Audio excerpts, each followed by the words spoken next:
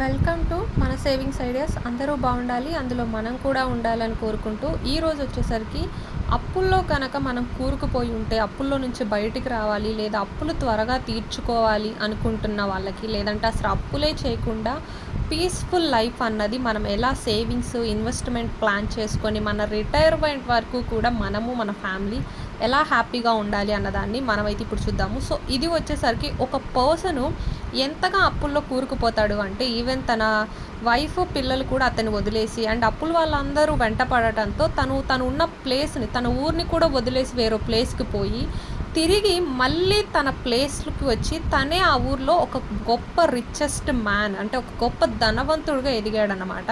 అది ఆయన అలా ఎదగడానికి కారణం తను ఫాలో అయినటువంటి చిన్న బేసిక్ రూల్స్. దానివల్ల ఈవెన్ అది మనం ఇప్పుడు మన లైఫ్స్కి అప్లై చేసుకున్నా సరే అప్పుల్లో ఉన్న వాళ్ళు అప్పుల నుంచి బయటకు వస్తారు, లేదా అప్పులు లేకుండా పీస్ఫుల్గా బతుకుతాము.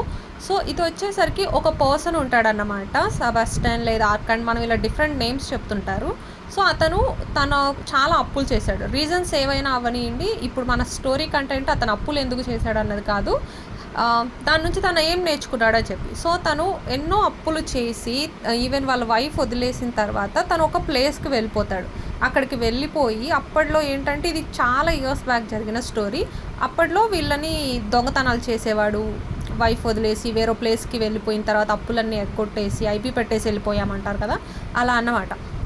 అలా వెళ్ళిపోయిన తర్వాత తను చాలా కష్టాలు పడతాడు. అప్పట్లో ఏంటంటే ఇలా కొంతమందిని మనుషుల్ని సప్లై చేసేసి అలా చేస్తారు. సో అలా వెళ్ళిన తర్వాత ఇది లైఫ్ కాదు, ఇలా నేను దొంగతనం చేయకూడదు, ఒకళ్ళ కింద నేను పని చేయకూడదు, ఇది నా లైఫ్ కాదు అని ఒక పాయింట్లో అతనికి అనిపిస్తుంది. అలా అనిపించిన అతను ఏదైనా ఒక పని చేయాలి అని చెప్పి అనుకుంటాడు.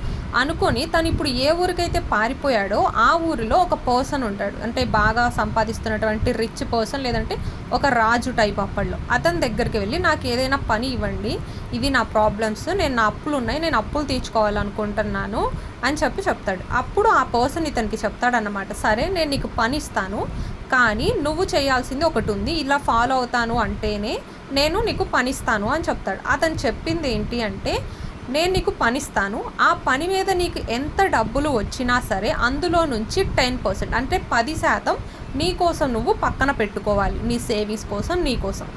ఆ తర్వాత మిగిలిన 90%లో 20% నీకు అప్పులు ఉంటున్నాయి అన్నావు కాబట్టి 20% నీ అప్పులకు ఉపయోగించుకోవాలి. ఇంకా మిగిలింది 70%, ఆ 70% నువ్వు నీ కోసం, అంటే నీ ఖర్చులు ఏవోటి ఉంటాయి కదా, తినడానికి కానీ బట్టలు కానీ ఇలా ఏవైనా కానీ నీ ఖర్చులు ఏవైనా ఎక్స్పెన్సెస్ ఏవైనా కానీ ఆ 70%లోనే నువ్వు చేసుకోవాలి. ఇది నువ్వు ఎలాంటి కష్టం వచ్చినా సరే, నీకు డబ్బులు ఎక్కువ వచ్చినా తక్కువ వచ్చినా సరే నువ్వు ఇదే రూల్ ఫాలో అవుతాను అంటేనే నేను నీకు పని ఇస్తాను అని చెప్తాడు. ఇతను కూడా ఓకే అని చెప్తాడు. చెప్పిన తర్వాత ఇతను వంటలు రిలేటెడ్ ఒక పని చేసేవాడు. అలా చేసినప్పుడు అప్పట్లో వాళ్ళకి గోల్డ్ కాయిన్స్, రాగి కాయిన్స్, వెండి కాయిన్స్ ఇలా అన్నమాట. ఇప్పుడు మనకి డబ్బులు, నోట్లు ఇవి ఎలాగో అప్పట్లో అవి ఉండేవి.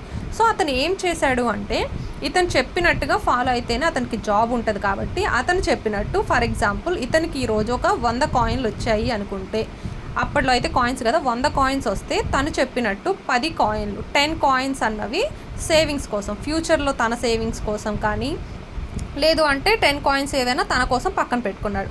మిగిలిన ఆ 90 కాయిన్స్ నుంచి 20 కాయిన్స్ అన్నవి అప్పులు తీర్చుకున్నాడు. ఇతనికి చాలా అప్పులు ఉన్నాయి కాబట్టి చాలా మంది ఉన్నారన్నమాట.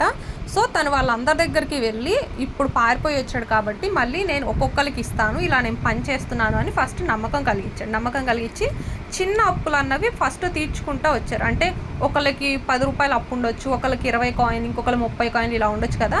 సో ఫస్ట్ చిన్న అప్పులు ఏవైతే ఉన్నాయో, లేదంటే ఎవరు ఎక్కువ ప్రెషర్ పెడుతున్నారో అతని దగ్గరికి వెళ్ళి ఫస్ట్ అందరినీ కన్విన్స్ చేసుకొని ఫస్ట్ అప్పు అన్నది తీర్చుకున్నాడు. సో ఫర్ ఎగ్జాంపుల్ అతను ఒక 10 మందికి అప్పు ఉన్నాడు అంటే 20 కాయిన్లు తను అప్పు తీర్చుకోగలరు. ఆ 20 కాయిన్లలో 10 కాయిన్లు ఒకరికి, 10 కాయిన్లకు ఒకరు ఇచ్చేసి ఒక ఇద్దరి దగ్గర నుంచి అయితే తను అప్పు అయితే తీర్చుకున్నాడు.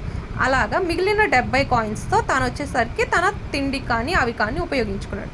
అలా జరిగిపోయింది. అండ్ తర్వాత మెల్లగా తన అప్పులు అన్నవి చిన్నగా తీరడం స్టార్ట్ చేశాయి. ఇంకా వాళ్ళ వైఫ్ని తిరిగి తెచ్చుకున్నాడు, పిల్లలతో వైఫ్తో హ్యాపీగా ఉంటున్నాడు. ఇంకొక మంత్ వచ్చేసరికి తనకి 200 కాయిన్స్ వచ్చాయి అనుకుందాం. 200 కాయిన్స్ వచ్చినప్పుడు కూడా ఎక్కువ వచ్చాయి కదా అని చెప్పి అతను వేస్ట్ చేయకుండా ఏం చేస్తాడు అంటే సేమ్ ఇదే రూల్ ఫాలో అవుతాడు. 200 కాయిన్స్లో నుంచి కూడా 10% సేవింగ్స్ ఉంచుకొని రిమైనింగ్ 20% అప్పులు తీర్చుకొని 70% అన్నవి తన ఖర్చులు ఉంచుకుంటాడు. ఈసారి 200లో 20% అంటే అప్పులు తీర్చడానికి కూడా ఎక్కువ వచ్చింది కాబట్టి కొంచెం ఇంకొక ఇద్దరికో ముగ్గురికి అప్పులు తీరుతాయి. అండ్ 70% ఎక్కువ రావడం వల్ల వైఫ్తో ఎంజాయ్ చేస్తాడు. అలా ఇంకొక మంత్ వచ్చేసరికి ఈసారి 100 కాయిన్స్ కూడా రావు. ఫర్ ఎగ్జాంపుల్ 50 కాయిన్సే వచ్చాయి అనుకుందాం. 50 కాయిన్స్ వచ్చినా సరే ఇప్పుడు తక్కువ వచ్చాయి కదా, నాకు నా ఫ్యామిలీకే సరిపోవు, అప్పులు తీర్చుకోకుండా ఉండాలి అని అనుకోలేదన్నమాట. అప్పుడు కూడా తను ఆ 50 కాయిన్స్లోనే 10% సేవింగ్స్కి పక్కన పెట్టుకున్నాడు, 20% అప్పులు తీర్చాడు. రిమైనింగ్ ఆ 50 కాయిన్స్లో ఫర్ ఎగ్జాంపుల్ ఒక 30 కాయిన్సే ఉన్నా సరే ఆ మంత్ వరకు అడ్జస్ట్ చేసుకున్నారు. ఇప్పుడు ఒక మంత్ హ్యాపీగా బతికాము, ఇంకొక మంత్ అడ్జస్ట్ చేసుకోలేమా? సో అప్పుడు ఏంటంటే ఇంకా కొంచెం చిన్న చిన్న ఖర్చులు తగ్గించుకొని అడ్జస్ట్మెంట్ చేసుకొని అలానే బతికాడు. అలా కొన్ని ఇయర్స్ అయ్యేసరికి తన అప్పులన్నీ తీరిపోయాయి అన్నమాట. ఎందుకంటే చిన్నగా తీర్చుకుంటూ వచ్చాడు. తను అది కన్సిస్టెన్సీగా మెయింటైన్ చేశాడు. ఈ 10, 20, 70 రూల్ అన్నది అలా ఫాలో అయ్యాడు. రిమైనింగ్ తన 10% ఏవైతే సేవింగ్స్ చేసి ఉంచాడో వాటిని ఇంకా ఎక్కువ వడ్డీ వచ్చేవి లేదంటే ఎక్కువ కాంపౌండ్ ఇంట్రెస్ట్ చేసే దాంట్లో ఒక బిజినెస్ లాంటి దాంట్లో ఇన్వెస్ట్ చేసి ఎక్కువ మనీని అయితే సంపాదించాడు. అలా మొత్తానికి తను ఏ ప్లేస్లో అయితే అప్పు చేసి అక్కడ నుంచి పారిపోయి ఒక దొంగలా పారిపోయాడో తిరిగి అదే ప్లేస్లో తన పరువుని సాధించుకున్నాడు, ఫ్యామిలీని సాధించుకున్నాడు. ఆ ఊరిలోనే గొప్ప ధనవంతుడిగా అయితే తిరిగి తన పేరు ప్రఖ్యాతలు సంపాదించుకున్నాడు. సో ఇదే రూలు, ఇది యాక్చువల్గా జరిగిన స్టోరీ. ఈ స్టోరీ అతను ఒక బుక్ రూపంలో ఒక స్టోన్ మీద రాయడం వల్ల అది ఇప్పుడు ఒక బుక్ లాగా కన్వర్ట్ అయింది. ఇదే రూలు ఇంకొక పర్సన్ ఫాలో అయ్యి అతను కూడా సేమ్ తన అప్పులు తీర్చుకోగలిగాడు. సో ఇదే రూల్ మనము ఇప్పటికి కూడా ఫాలో అవ్వచ్చు. సేమ్ మనకు ఎంత వచ్చినా, మనకు ఒక 10,000 మన శాలరీ అయినా 20,000 అయినా 1 lakh అయినా సరే మినిమం మనము 10, 20, 70% రూల్ అనేది ఫాలో అవ్వచ్చు. లేదు అంటే బేసిక్ శాలరీ రూలు 50, 30, 20 అంటారు. సో ఈ 50, 30, 20 రూల్ అనేది మీరు డిస్క్రిప్షన్లో లింక్ ఇస్తాను, కావాలంటే మీరు ఫాలో అవ్వచ్చు. అయితే ప్రజెంట్ ఖర్చులు అన్నవి పెరిగిపోతున్నాయి, అన్నిటి వాల్యూ పెరిగిపోతుంది కాబట్టి 100లో ఇన్ కేస్ మనం ఈ 20-70 రూల్ ఫాలో అవ్వాలో లేదు. ఫర్ ఎగ్జాంపుల్ మన కేసులో మనకు అప్పులు లేవు అనుకోండి, మనం వాటిని కూడా పర్ఫెక్ట్గా అయితే ప్లాన్ చేసుకోవచ్చు అని. అదే అప్పులున్న వాళ్ళమైతే మనకు వచ్చే అమౌంట్లో నుంచి 20%, అట్లీస్ట్ 20% కాకపోతే 10% అన్నా మనం అప్పులకి పక్కన పెట్టుకోగలిగితే లైఫ్ హ్యాపీగా ఉంటుంది. ప్రజెంట్ సిచ్యువేషన్లో అప్పులు ఎక్కువ ఉన్న వాళ్ళైతే 70-20-10 రూల్ ఫాలో అవడం కంటే ఖర్చులు అన్నవి తగ్గించుకొని, అంటే ఖర్చులు అన్నవి 50 లేదా 60% చూసుకొని రిమైనింగ్ వాటిని ఒక 20% అప్పులకి, ఒక 10% అన్న సేవింగ్స్కి. సో ఈ రూల్ ఎగ్జాక్ట్గా ఇలానే ఫాలో అవ్వాలని లేదు. ప్రతి ఒక్కరి సిచ్యువేషన్ డిఫరెంట్గా ఉంటుంది కాబట్టి ఫస్ట్ మంత్లీ బడ్జెట్ ప్లాన్ అయితే వేసుకోండి. నాకు అప్పులు ఉన్నాయా లేవా, నా ఖర్చులు ఎంత అవుతున్నాయి, నా శాలరీ ఎంత వస్తుంది, బేసిక్ ఈ 3 చూసుకొని ఆ 3 ప్రకారం మనకి ఎంత పర్సంటేజ్ ఖర్చులు అవుతున్నాయి, ఎంత అప్పులకి ఇవ్వాలి, అప్పులు లేకపోతే ఎంత సేవింగ్స్ చేయాలి అని ప్లాన్ చేసుకుంటే కనుక ప్రతి ఒక్కళ్ళు కూడా అప్పులు లేకుండా పీస్ఫుల్ లైఫ్ని ఫాలో అవడమే కాకుండా రిటైర్మెంట్కి కూడా డబ్బులు ప్లాన్ చేసుకొని మనం కూడా మన లైఫ్ని హ్యాపీగా లీడ్ చేయగలగడానికి అయితే ఉంటుంది.